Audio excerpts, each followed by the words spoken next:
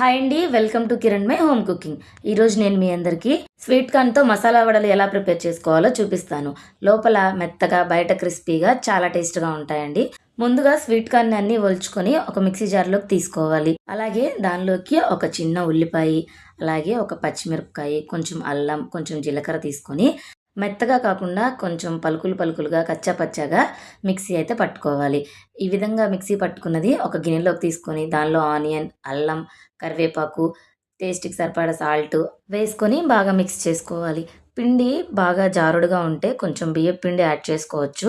ఇక్కడ నాకు కొంచెం లూజ్‌గా ఉండడం వల్ల ఒక 3 స్పూన్స్ బియ్యపు పిండి అనేది యాడ్ చేసుకున్నాను. నెక్స్ట్ మనకి వడ చేసుకోవడానికి వీలుగా వస్తుందా లేదా చెక్ చేసుకుంటూ మిక్స్ చేసుకోవాలి.